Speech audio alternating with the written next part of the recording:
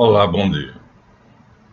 Estamos às 10 horas e 35 minutos do dia 3 de fevereiro de 2023, gravando mais um vídeo para a nossa série Rothschild e o seu Império Mundial, que é a continuação do Império Mundial, que passou dos inacianos, os jesuítas, para a mão da dinastia Rothschild. E aí, agradecendo a todos os que estão nos apoiando, todos, absolutamente todos, quer seja visualizando, quer seja se inscrevendo no Colégio do Marco Caldeus ou na maçonaria virtual, nós estamos crescendo. Estamos crescendo porque estamos dizendo a verdade. E as pessoas não são idiotas. Elas até podem ser enganadas quando não sabem a verdade. Mas, como diz o ditado, alguém pode enganar alguns durante algum tempo, mas não pode enganar todos durante todo o tempo. Chegou a hora, então, de mostrar ao povo que vê o meu canal a verdade. E a verdade está dita claramente aqui.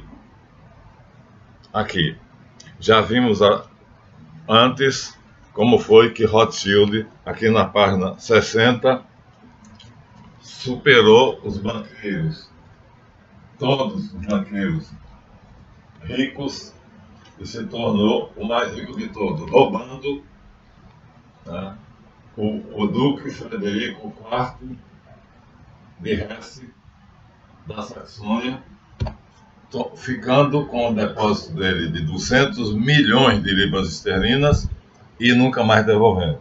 Pronto, ficou rico do dia para a noite. Não ficou só aí.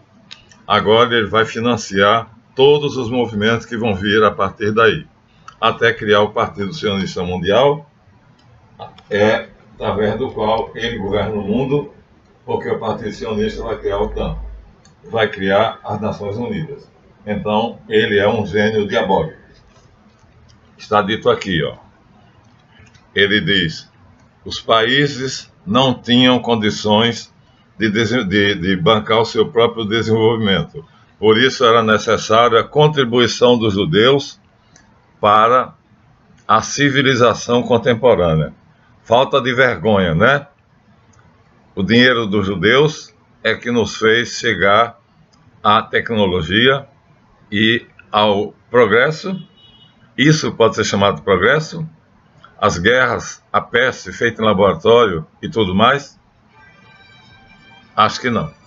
Mas ele vai dizer isso aqui sem nenhuma vergonha. Então, vamos mostrar como foi. Nós entramos aqui, no Brasil. Mas aqui ele vai mentir. Nós já demos a vocês a verdade. Ele espalha o seu poder. Como Inácio era extremamente genial, e era também sincero, mas ele não teve a sorte dos seus sucessores terem a mesma capacidade dele.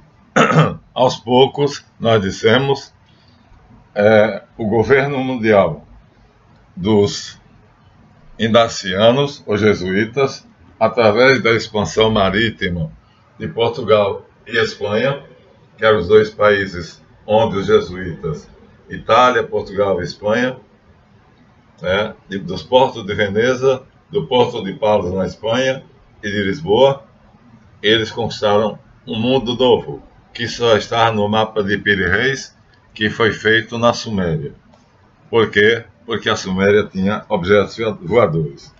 Então, ele, embora sendo um gênio em administração, faltou a ele uma coisa. Ele preparou, sem querer, o caminho para a Revolução Francesa.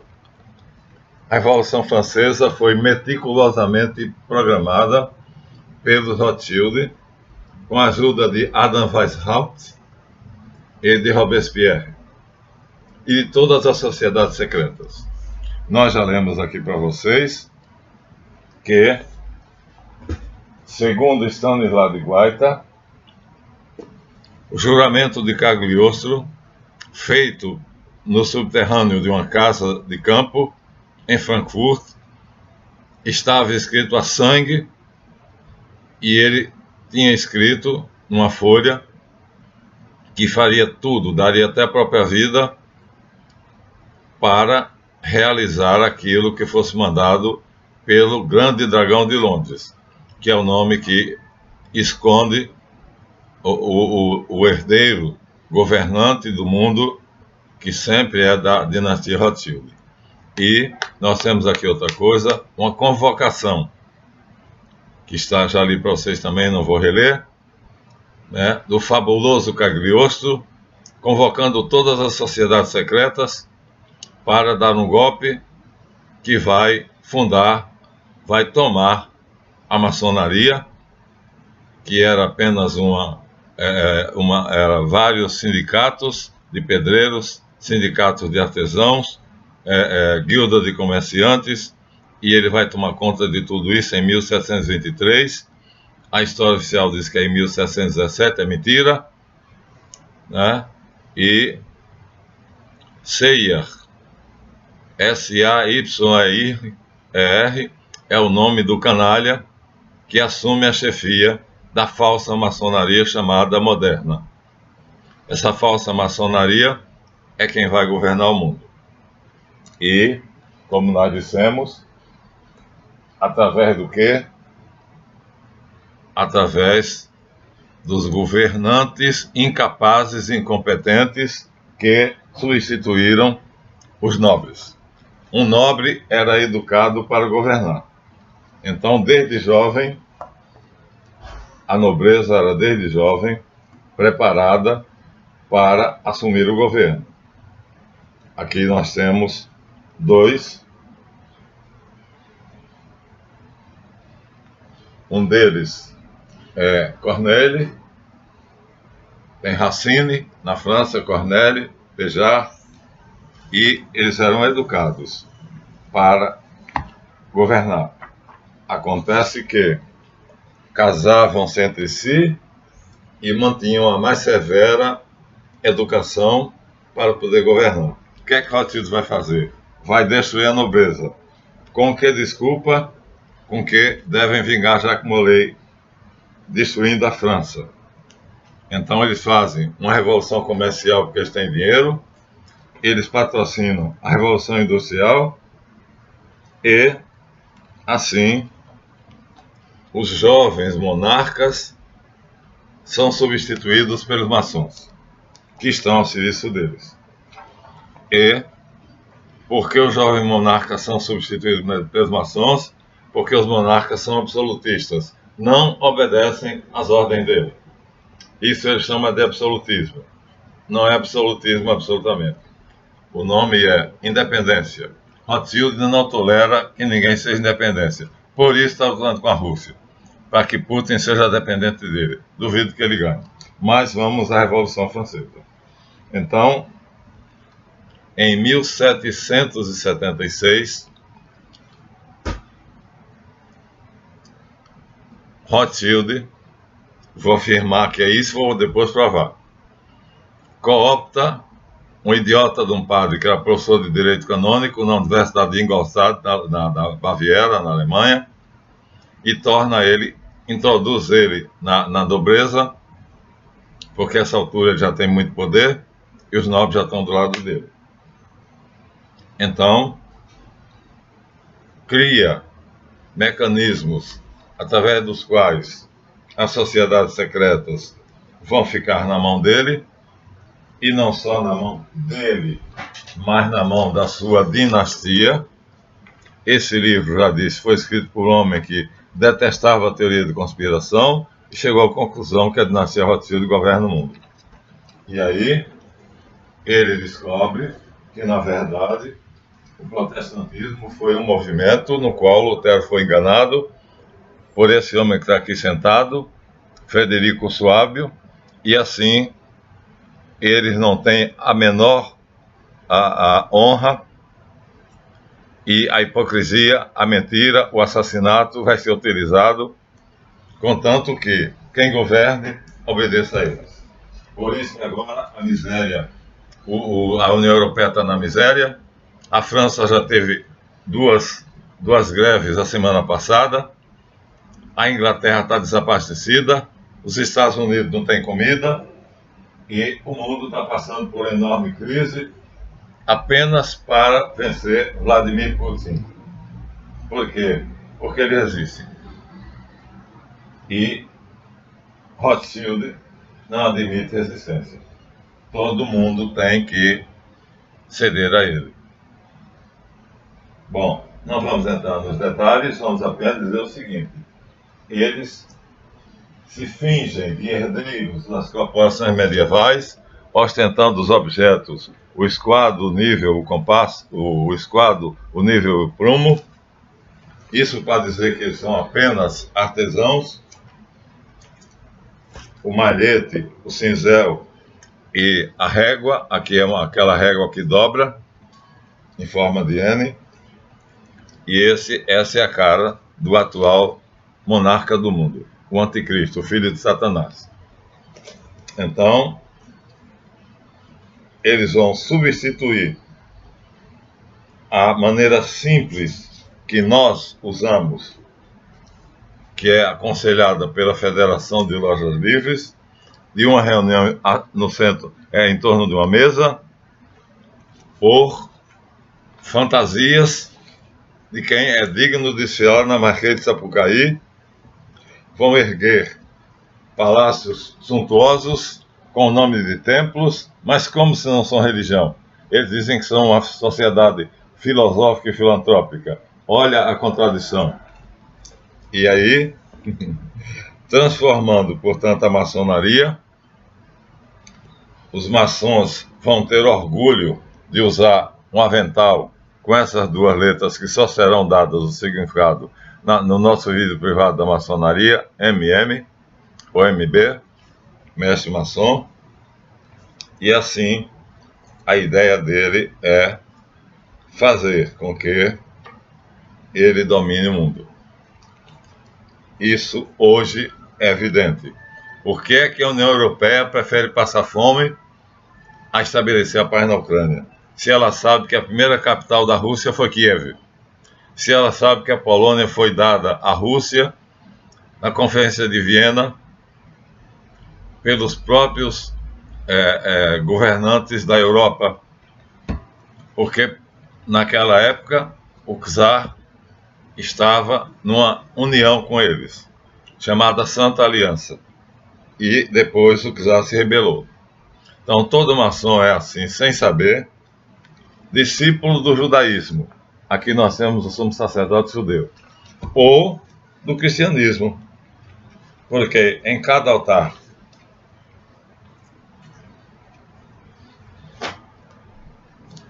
onde o maçom jura obediência, tem uma Bíblia, ou um Alcorão, ou Zendavesta, ou Rigveda, um livro sagrado, o que prova que é uma religião.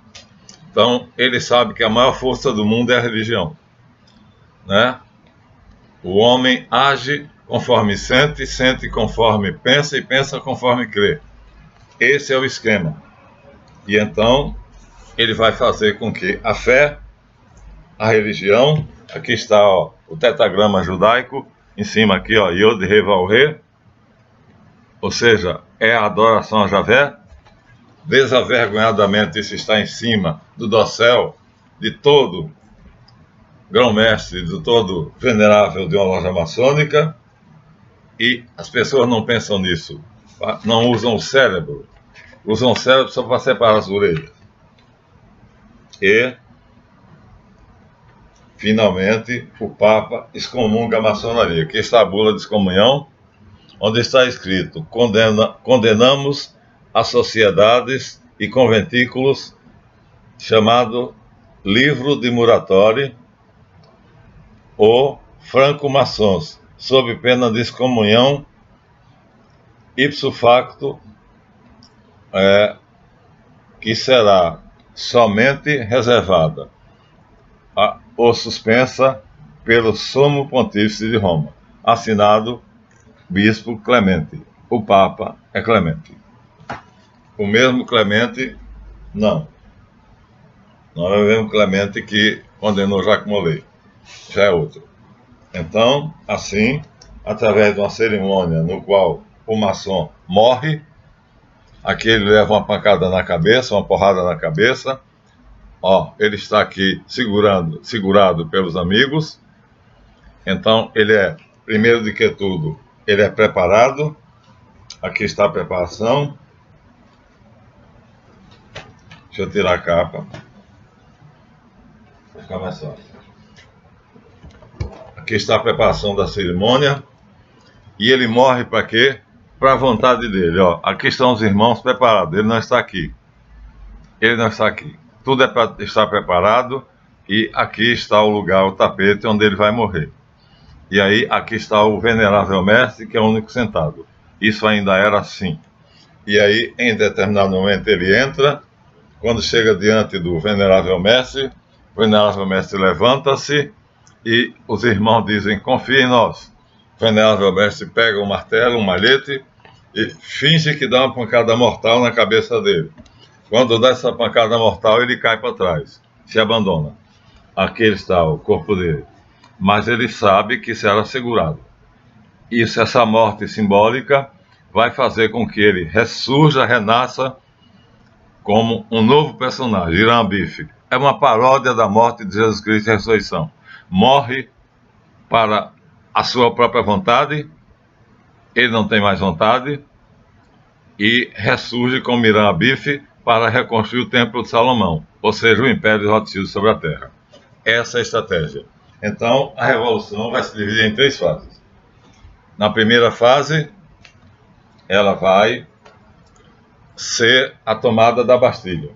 Mas, aqui, nós temos os documentos secretos da tomada da Bastilha, escritos pelo próprio comandante que estava na Bastilha no dia em que ela foi tomada.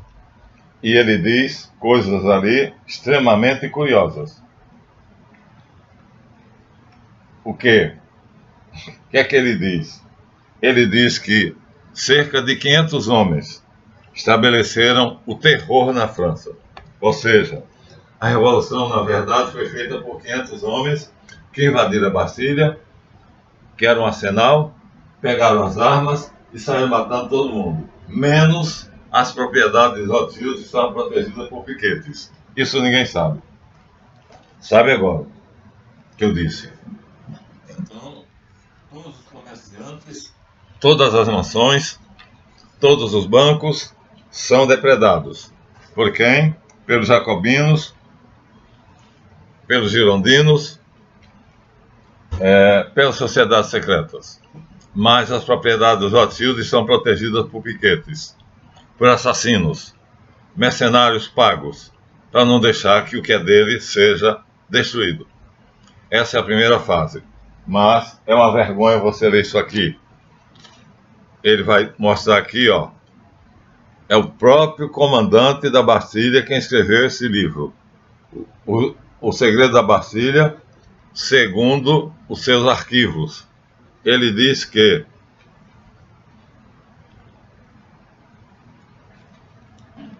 apenas 500 homens pegam em armas e destroem a França, Paris. Na noite de 27 de abril do dia 28, os bandos ululantes invadiram as casas saqueando-as, menos as de Rothschild. Página 91. Os bandos ululantes são apenas 500 homens. Comissário Guillet, no seu relatório do dia 3 de maio, registra por toda parte uma devastação selvagem e sistematicamente planejada. Só ficaram as paredes. O que não foi roubado foi partido. Os salteadores designação que o comissário lhes dá, lançaram pela janela parte do mobiliário para a rua, onde queimaram em sinal de alegria.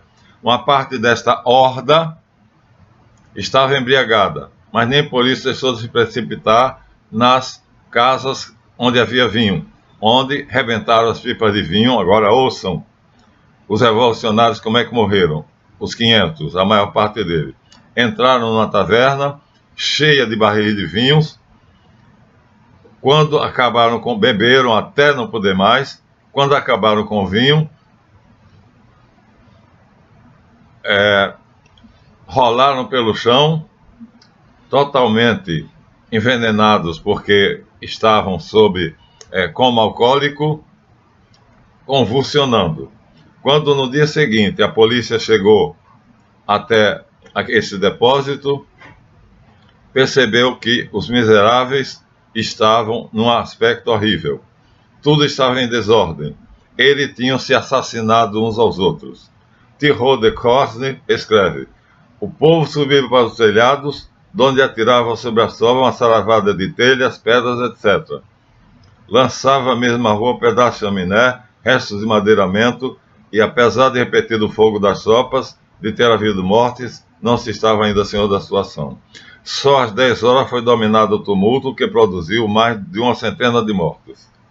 Alexandre de Thuety dedica ao caso de Réveillon, o comandante das tropas amotinadas, páginas notáveis. Estudou com cuidado os interrogatórios dos amotinados que foram presos, os que sobraram da morte das pipas lá de vinho, e verificou que a maior parte deles se encontrava embriagada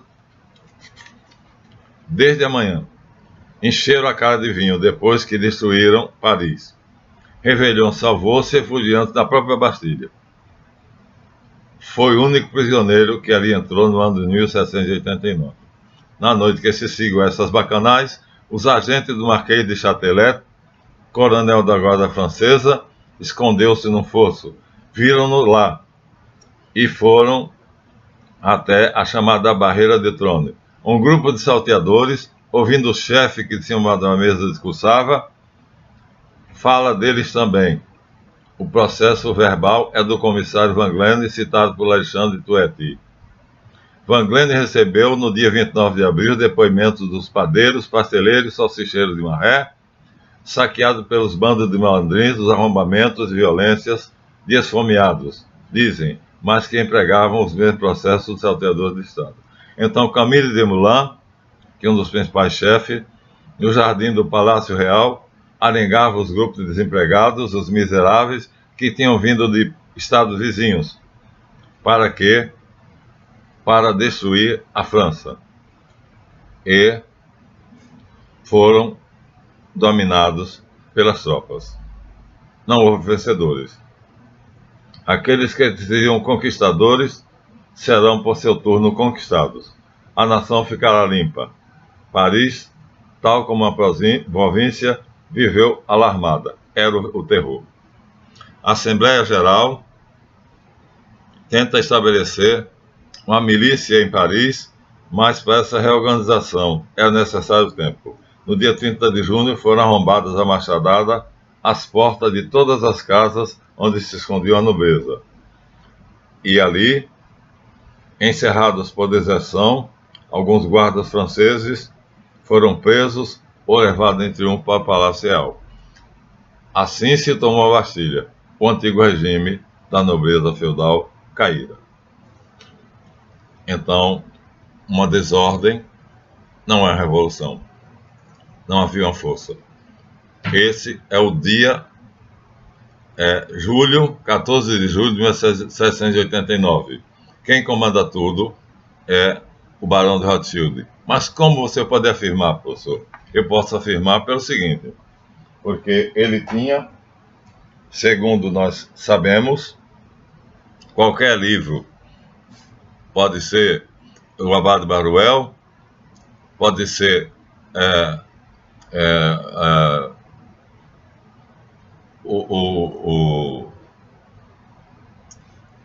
oh meu Deus do céu, Myron Fagan, e pode ser qualquer autor que fale sobre o assunto. O padre apóstata tinha relações de amizade e planos com Robespierre. E são os dois que vão ser os chefes. Mas no final, Robespierre terá que ser guilhotinado para queima de arquivos. Então, assim, quando termina a Revolução, a França está na miséria. Napoleão Bonaparte, então, se ergue. Ele se coroa imperador. Decide, já que está numa bagunça, e ele é o general, aqui está duas fotos dele, ele comandando as tropas, aqui do meu lado, e outra ele aqui dentro do palácio como imperador. Ele toma conta de tudo, domina a rebelião, mas não é isso que o dono do mundo quer.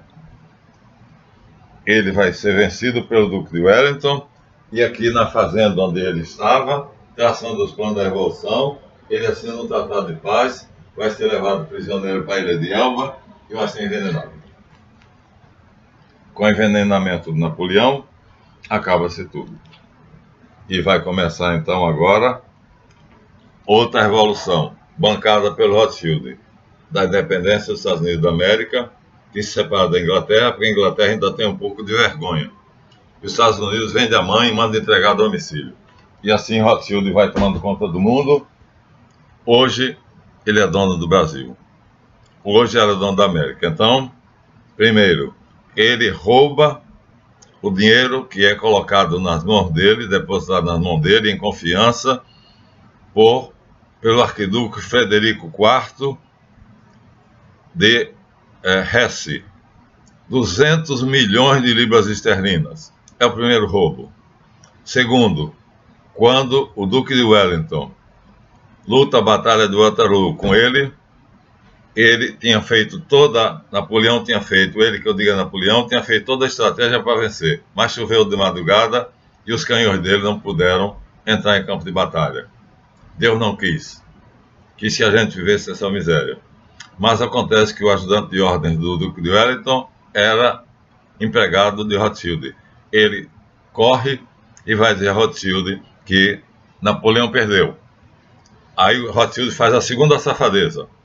Espalha na Inglaterra que Napoleão ganhou. Ora, isso vai fazer com que a Inglaterra não valha nada. Tudo que é inglês perde o valor, porque Napoleão vai tomar conta da Inglaterra.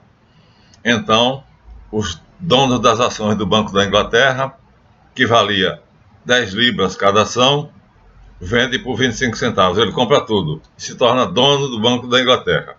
A essa altura, o Banco da Inglaterra,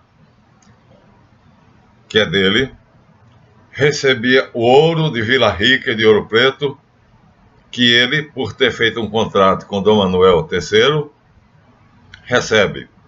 Então o Banco da Inglaterra agora é dele, porque ele comprou a 25 centavos as ações que custavam 10 libras.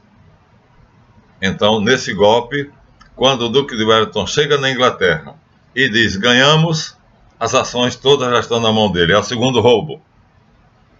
Assim ele se torna dono da fortuna do arquiduque de Hesse e se torna dono do Banco da Inglaterra. E depois que Napoleão é preso, a França fica quebrada, porque todo o dinheiro gasto por Napoleão para poder sustentar, reorganizar e arregimentar os soldados da França e se tornar imperador é tomado emprestado a um laranja de Rothschild. Então, ele recebe com alegria a seguinte notícia: o Banco da França, criado por Napoleão Bonaparte, não tem lastro. Ele ri, sorri, é a minha chance.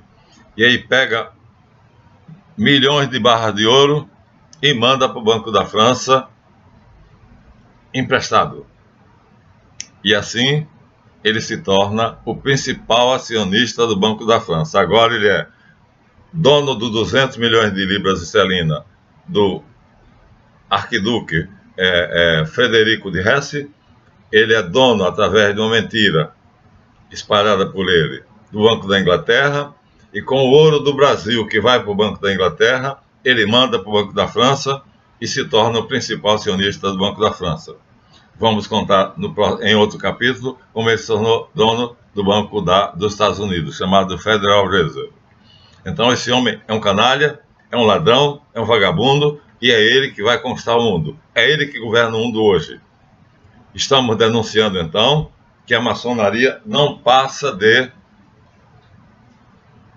uma organização que ele tomou conta e que faz com que o candidato faça um juramento e, nesse juramento, jure obedecer a ele.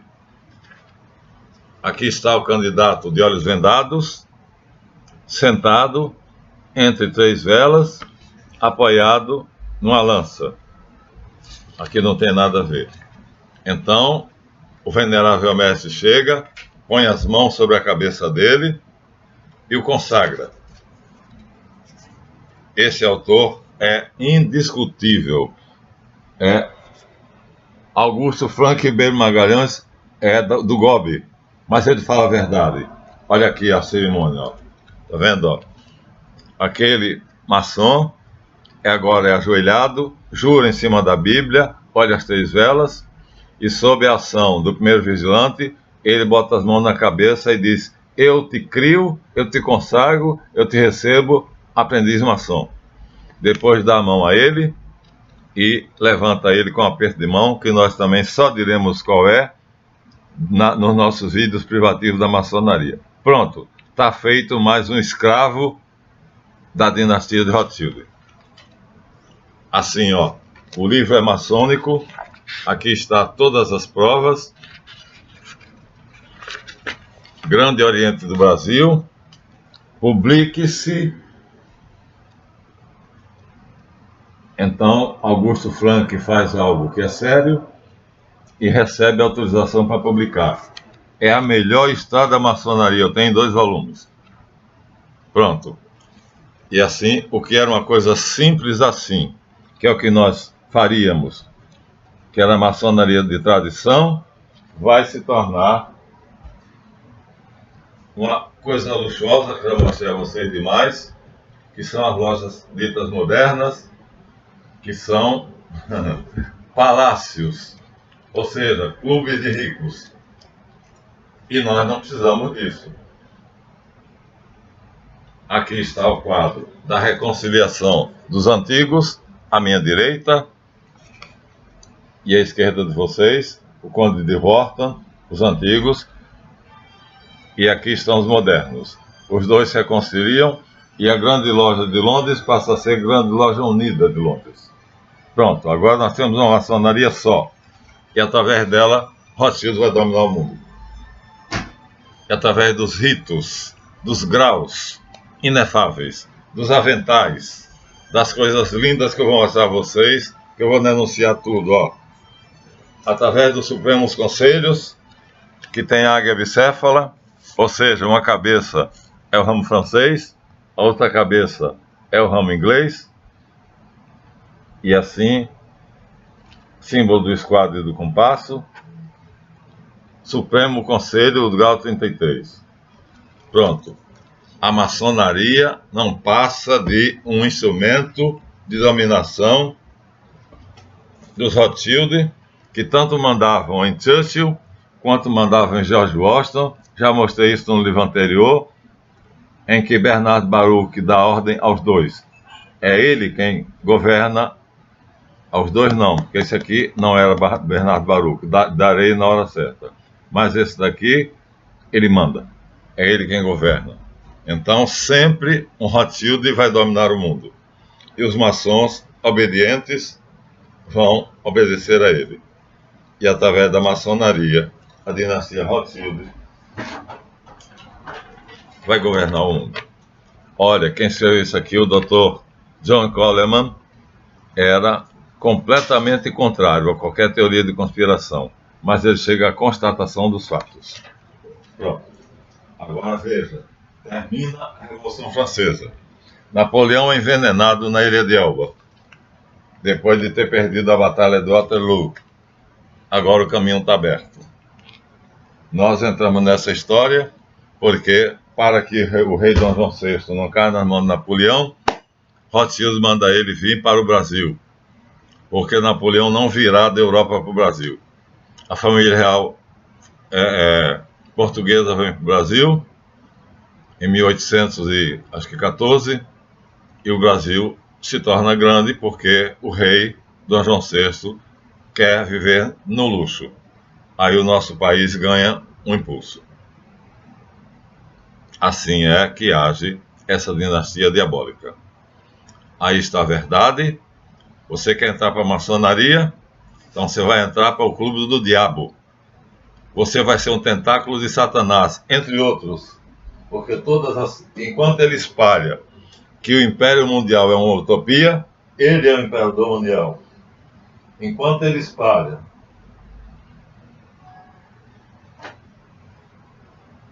que o que Esdras fez foi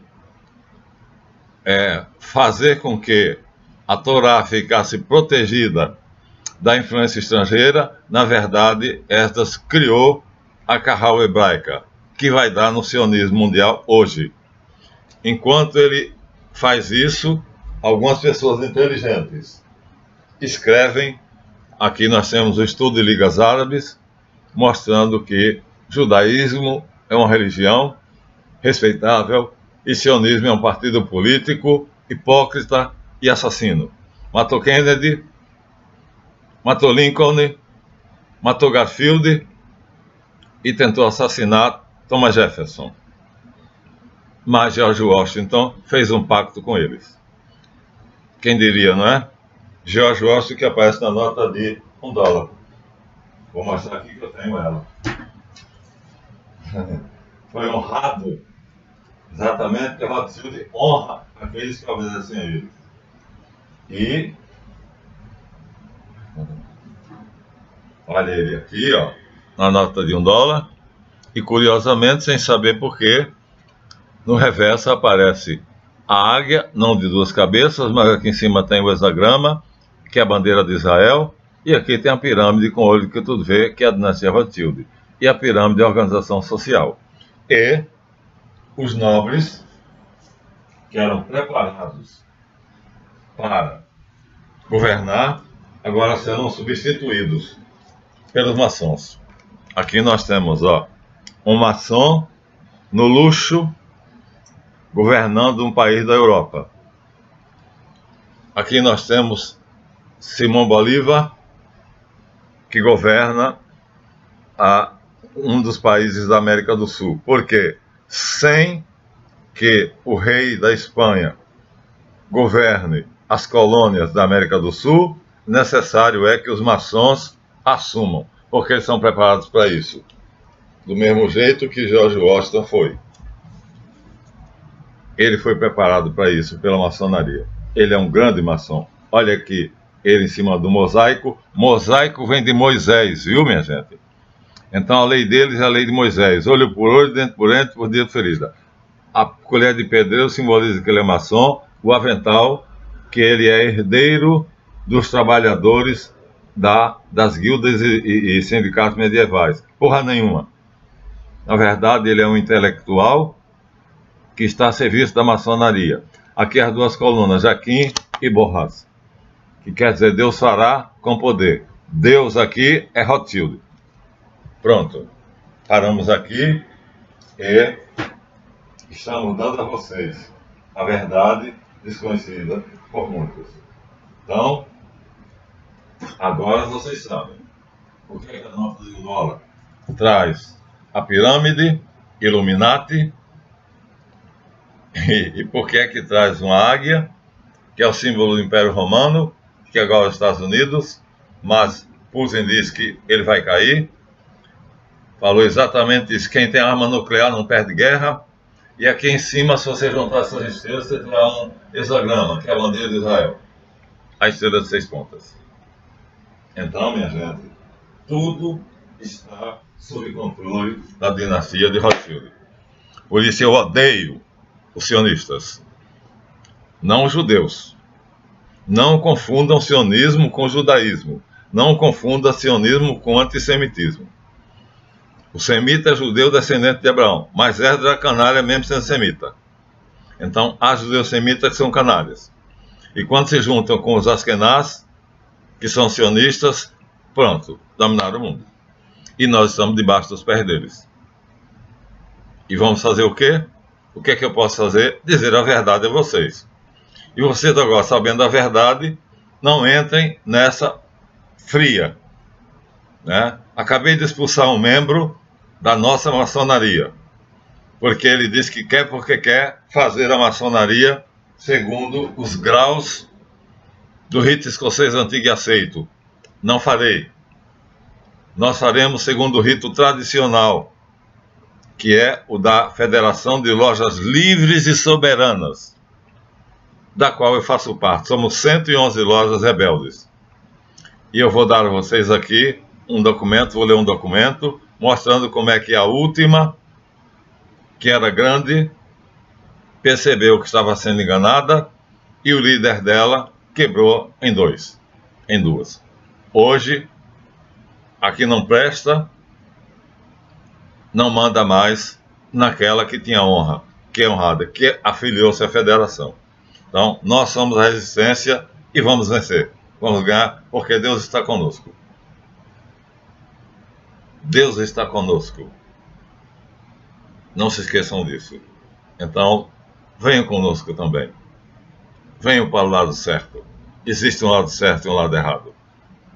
Tá bom? Conto com vocês. Obrigado pela atenção. Passamos do tempo, 40 minutos, mas denunciamos. A Revolução Francesa foi o maior golpe dos Rothschild e, através dela, eles derrubaram os nobres que sabiam governar e botaram os presidentes que duram apenas 4 anos de mandato e eles querem, então, se dar bem. Quando sai com as cuecas cheias de dinheiro, como o irmão do Lula, ou sai com as maletas cheias de dinheiro, como lá o governador de Brasília, ou como Lula sai como dono de apartamento no Guarujá. Depois esses ladrões são libertados, não se sabe como, porque já foi julgado e condenado, depois são reeleitos e agora vão fazer a União da América Latina. Por quê? Porque o sionismo faz o que quer. Ele não respeita o direito. Ele faz a lei segundo ele quer. É isso que nós combatemos. A base da justiça é o direito. É o nosso lema. Confere? Até o próximo.